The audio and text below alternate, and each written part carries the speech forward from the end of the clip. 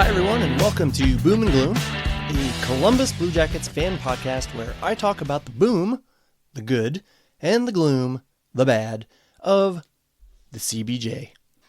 I am your host, Anthony. You may have seen me on social media platforms using the handle Whaler Jacket, and I am Ohio's longest-suffering hockey fan. Nobody has watched hockey as long as I have, as a Blue Jackets and Hartford Whalers fan, and has seen as little success for my favorite teams as I have. I firmly believe I am the longest suffering hockey fan, maybe even in the entire Midwest United States. I honestly don't think that's as crazy as it sounds. Now, I say all that for any new listeners who might be tuning in for the first time, so you can learn a little bit about who I am. But for all you returning listeners, welcome back and thank you. Thank you for joining me today. It has been a while. Summer is finally over. Fall has moved in, and with that, hockey season. I'm so very happy to say. Also means that I'm back at school. I'm a teacher, and I teach fourth grade, and it's kind of germ central, and I have been battling an illness for the past week, so my voice may be slightly groggy as I move through this, but I'm going to power through. It also means that I can reignite this podcast for the 2025-2026 NHL season. And it also means training camp for NHL teams, including preseason games, has begun. I have a lot to talk about today, so let's get down to it. Just remember, if you are tuning in for the first time, I don't proclaim to be a hockey expert or a Blue Jackets expert. I just don't have the chance to talk much about CBJ hockey. Most of my friends are not Jackets fans, or they're just not as passionate as I am about it. So this podcast gives me the ability to talk about CBJ hockey and get it out of my system. All right, well, way back in early July 1st to be exact, I recorded a midsummer episode, and at that point, Ivan Provorov was still a free agent. I expected the Jackets to let Provorov walk for nothing, which was an earlier complaint I had, and then make a move either via free agency or a trade to upgrade their defense with a new defenseman. Instead, we all know what happened. Provorov was signed to a long-term deal. He had all the leverage. All right, Waddell took a gamble that he'd be able to make a move to upgrade the defense at the expense of Provorov. At least that's the prevailing belief. And what happened? The market dried up.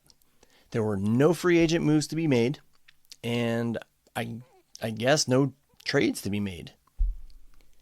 When that happened, Provorov was the best option left, and Waddell signed him before someone else grabbed him. So how does this affect the team?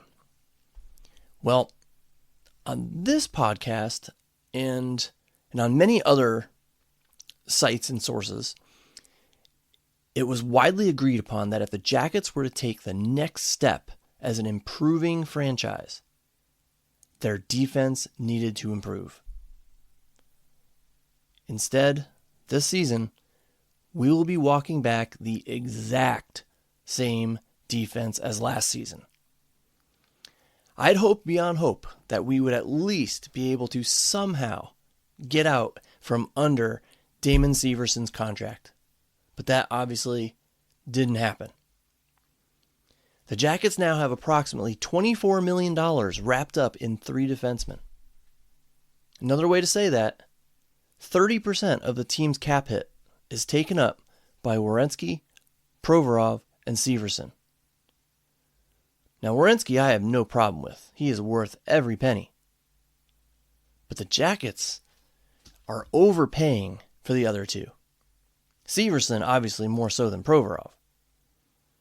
I just think that is just way too much for a team rolling back the exact same defense without getting some kind of jolt from a new arrival to the top six. Now, this could work out in the end because we have all heard the stories about what a tight-knit group this is. And now this team is allowed to continue improving as a cohesive unit and continue to develop the already good chemistry they have. My question is it enough? Is it enough to improve enough to vault over one of the 8 teams in the East who made the playoffs last year? I mean, last season, the Jackets' offense was amazing. Like, franchise record-setting good. Their offense bailed out their defense.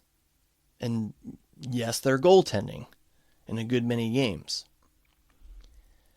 I think it would be unreasonable to expect the exact same or better offensive output this season. Great if it does, for sure. But there were so many forwards who last year had career years. The odds or law of averages or whatever you want to call it, it suggests that one or more of those players will regress. Is Fantilli going to put up 31 goals again? Marchenko too? Can we really expect Matthew Olivier to knock on the door of 20 goals again? It just seems unlikely to me.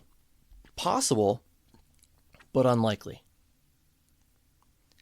Therefore, can the Jackets' defense improve enough with only increased experience and chemistry? That is a question I think is going to be near the top of the list for this season. Well, what else happened between July 1st and now? Well, Yegor Chinakhov. He requested a trade. And when I heard this, I was ticked. I mean, this guy can't even stay healthy for a full season, and he is complaining about the way he was handled last year. And let's not forget, he started the season in the top 6. Then he got injured for the equivalent of forever.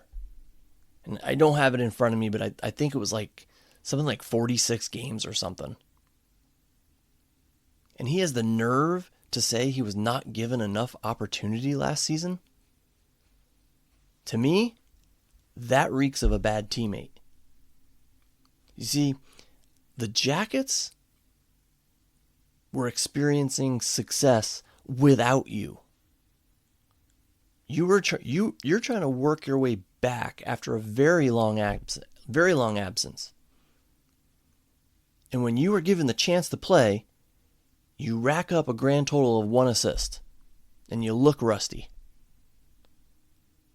So that's supposed to make the coach think, I'm gonna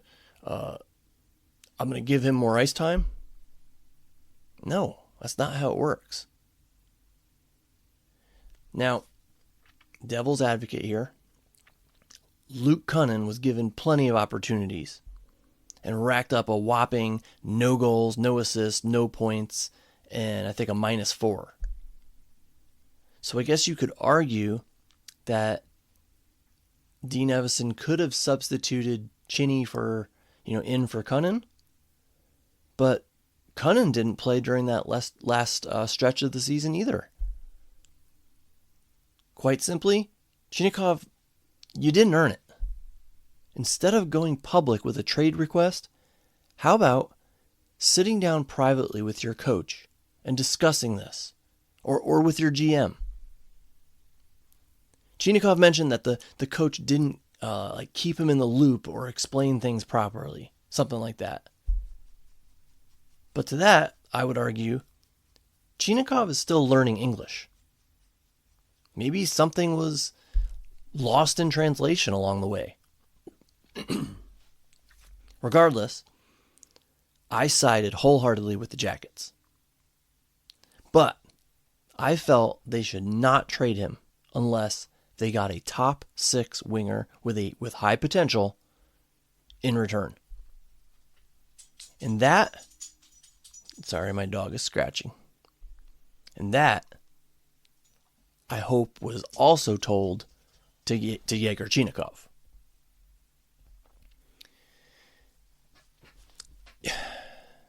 You think you deserve top 6 minutes? Well, fine.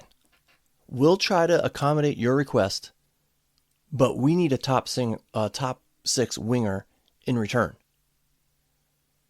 I bet if that happened, it was a little bit of an eye-opener for Chinny. If a deal could not be found, maybe that says what the Jackets said. You are not a top 6 winger. Yet. Because we can't find a trade partner to give us the value you feel that you have.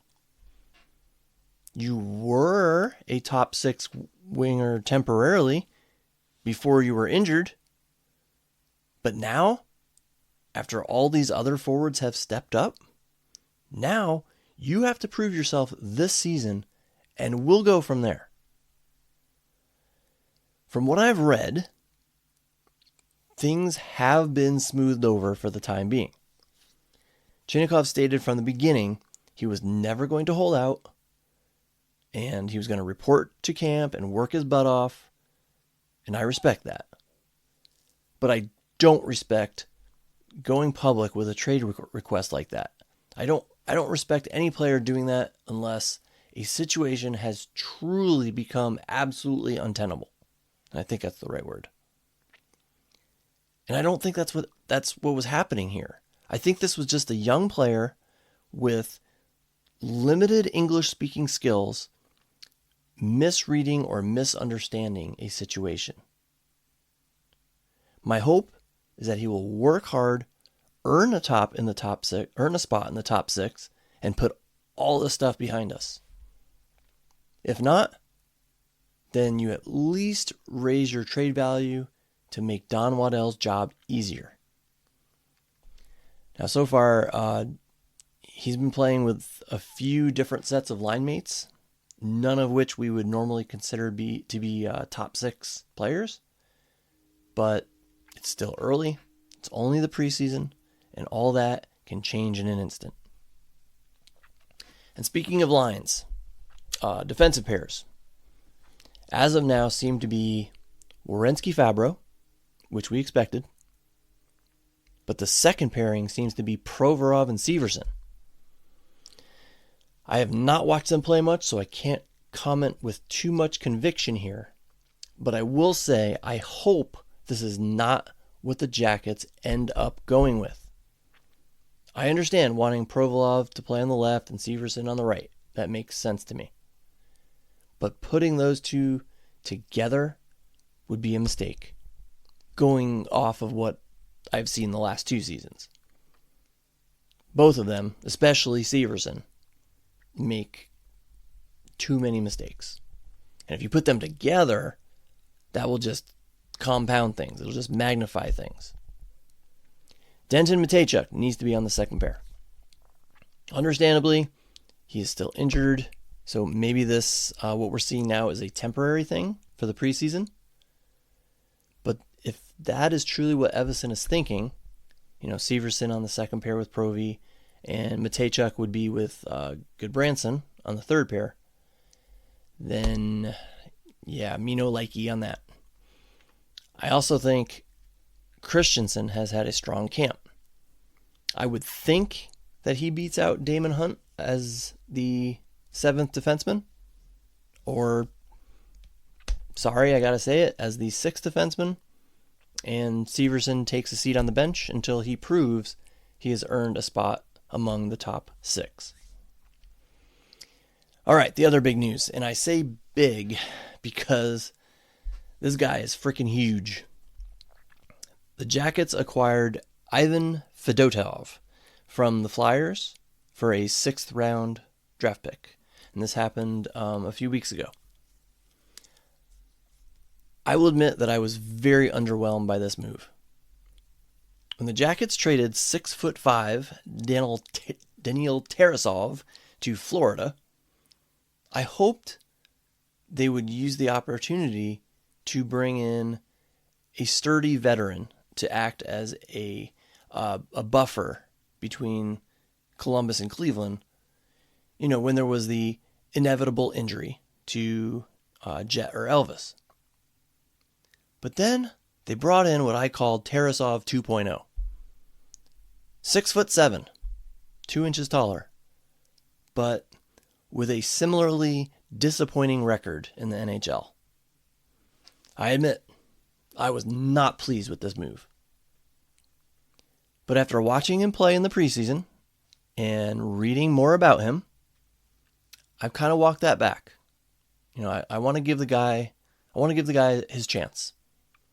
This is a great opportunity for him, and I hope he takes it and runs with it. And let's not forget, all right, let's not forget what happened the last time the Flyers traded the Jackets a goaltender they deemed expendable. Yeah, that goaltender won 2 Vezina trophies with the CBJ. I'm, of course, talking about Sergei Bobrovsky. Speaking of whom, I think back to when the Jackets did not want to pay Bob what he wanted, and ended up letting him walk and ultimately signing with Florida. There were a lot, okay? There were a lot of people out there, a lot of fans who thought the Panthers were way overpaying him and that they were making a huge mistake to invest $10 million a year in a goaltender. Well, how did that work out? 2 Stanley Cups so far. If you were in that camp, how do you feel now? And I don't mean that in a snarky way. Right? I genuinely mean it. Like, looking back, knowing that he would backstop a team to 2 Stanley Cups and remain in the upper echelon of, did I say that right? Echelon? Upper echelon of NHL goalies. Would you have preferred the Jackets have kept him? For me, there are just too many unknowns and intangibles to say I think we should have signed him.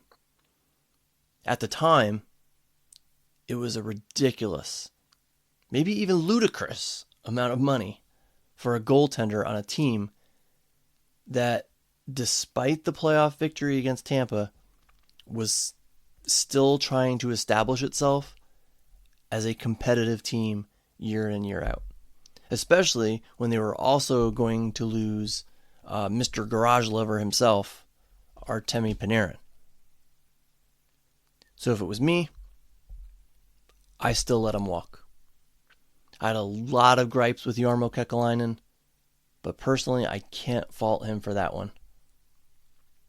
But back to Fedotov, he was just sent down to the minors, and I noticed a lot of fans online questioning that move.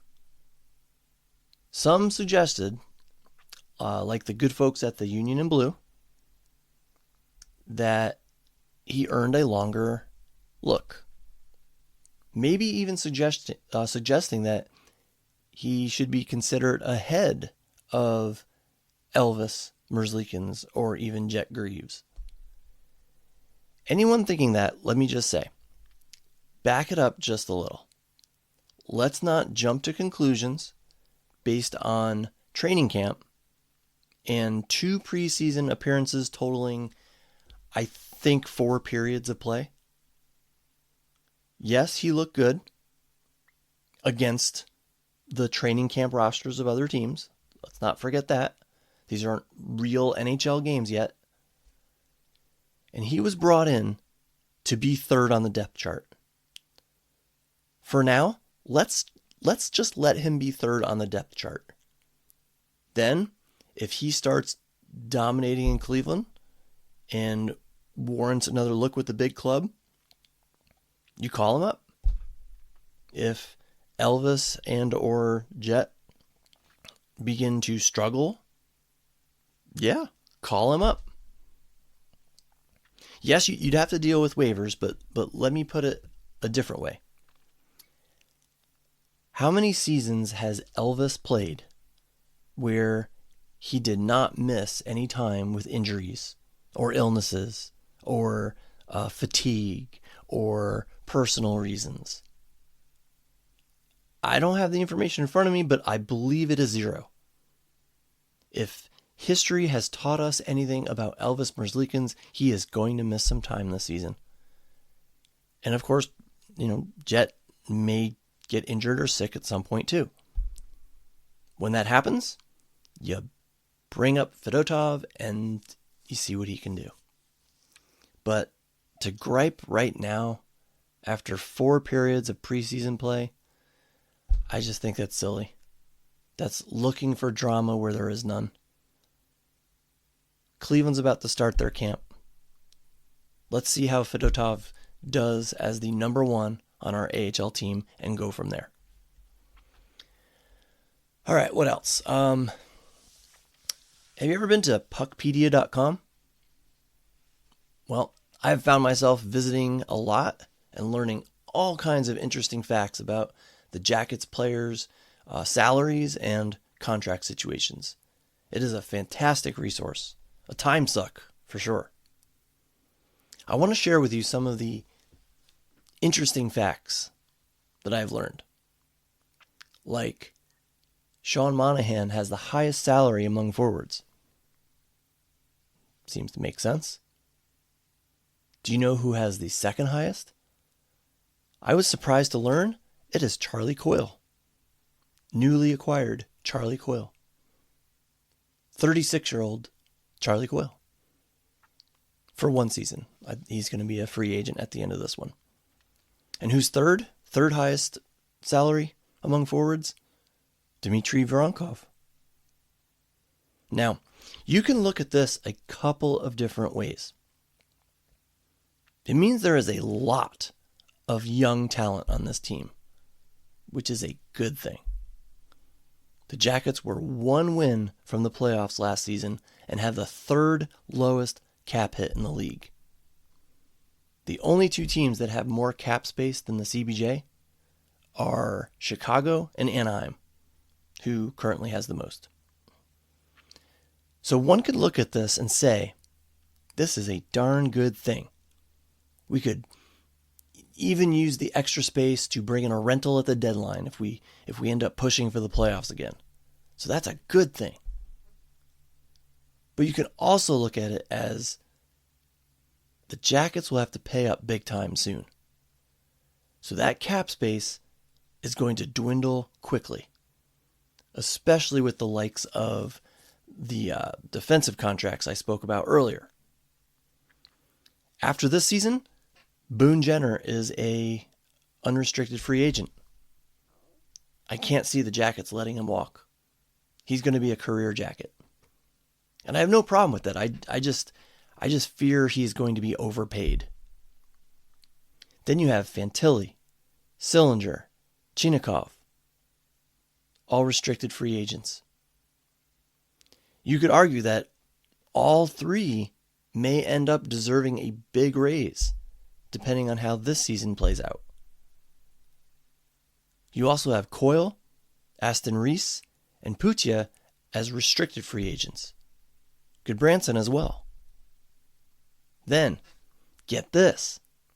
The season after that, so we're talking 27-28 now, restricted free agents are Marchenko, Kent Johnson, Voronkov, and Matejchuk. Yikes. That could be a bank breaker crop of players right there. The Jackets may need that cap space more than any team in the league right now. And sure, lots can change between then and now, But you know, Don Waddell and management are well aware of this. A lot of players are going to be demanding a big payday if they continue to develop the way we hope and, dare I say, expect.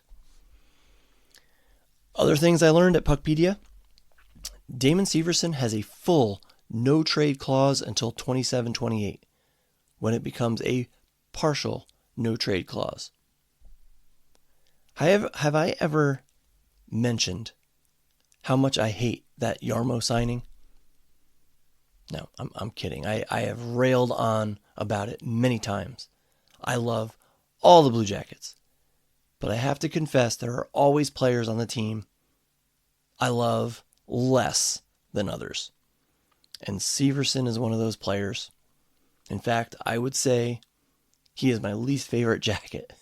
and I hope he plays better this season and wins me over. But I still love you, Damon. If you hear this, still love you. Just in comparison to your fellow Jackets teammates, I have to rank you low. Sorry. Oh, but you know who I also was not a huge fan of when he was on the Jackets? Alexander Wenberg. And why do I bring this up? Because according to Puckpedia, the Jackets are still paying him. Yep, due to the buyout of his contract. But thankfully, he comes off the books after this season, as well as Boquist, for that matter, which will free up a total of about $1.5 million for the Jackets. What else? Starting to lose my voice, so I'm going to try to move through this kind of quickly here. Luca Morelli, Jackets prospect, injured this summer. Take a wild guess what the injury was. If you said torn labrum, you guessed it. I just find it so strange how many torn labrums this team has suffered over the past whatever years. Way too many. I don't think they're, preventable injuries either. Just rotten luck, unfortunately. Let's see. There's one more thing. Oh, yeah. A new Jets Pizza was opened up in my hometown. And it reminded me, they got me thinking they're a sponsor for the Blue Jackets. If the Jackets don't somehow tie it in with Jet Greaves in the near future, just somehow, the team and the pizza chain is wasting a huge marketing opportunity. Hopefully, Jet will step up this year, play lights out, and the endorsement deal will write itself. Remember all those Papa John's commercials with Nick Foligno? That's the level I'm talking about. And speaking of food, one more thing I wanted to say about that. I just want to restate my wish that Nationwide Arena opens a food concession where they sell spaghetti with butter. That was Johnny Gaudreau's favorite pregame dish, if I remember correctly. So why not honor him by having a permanent location at Nationwide Arena where during games fans can purchase it in his honor? Maybe even donate a portion of the profits to the foundation in his name. I'm not a marketing expert, but I just feel this would be a huge hit. And spaghetti is fairly inexpensive. It's just spaghetti and butter. I think it would be, inexpensive for food services, Nationwide Arena food services, to purchase and prepare. I just think it would go over really well, and it would be a really nice touch to have at Nationwide Arena. All right, to wrap things up, let me say, Jackets fans, we're going into the season with a much different atmosphere. We have the same head coach as last season. We have no Babcock drama.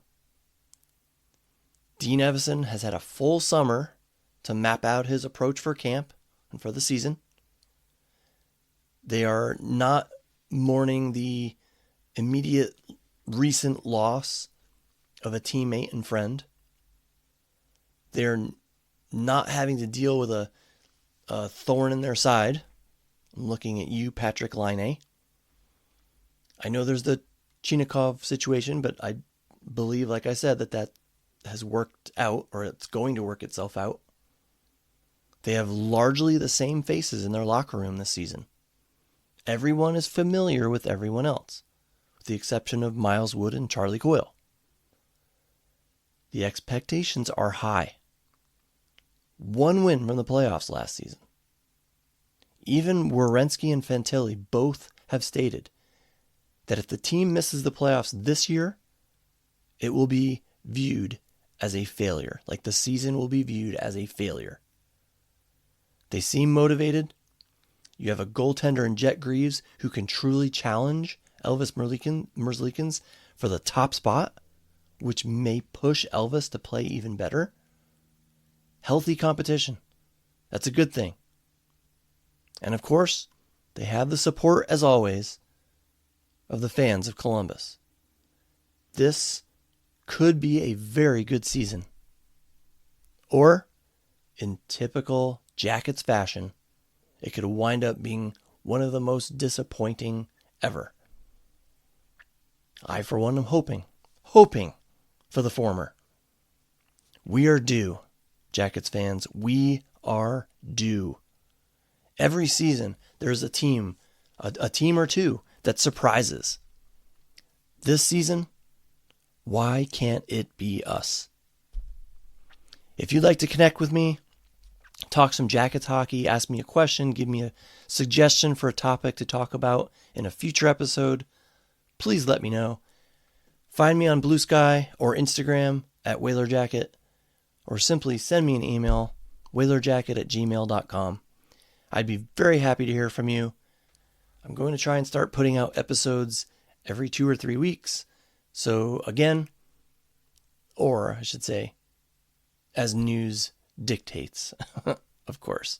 If something major CBJ news pops up, I'll hop on here and talk about it. I'm looking forward to the month ahead. I remember asking Aaron Portzline a question during one of his online podcast recording things that he does in the summer after the Coyle and Wood trade and after the Provorov signing. I asked him, if you were a betting man, would you put money on the Jackets making another change to their lineup before the season starts? He said that he predicted the Jackets would make another move. Turns out, that really didn't happen. Sure, you can say Fedotov was acquired, but that, at least for the start of the season, is an AHL signing. So, for better or worse, Jackets fans, this is our team. Excited to get this thing started. Take care, everyone. See you next time. Go Jackets.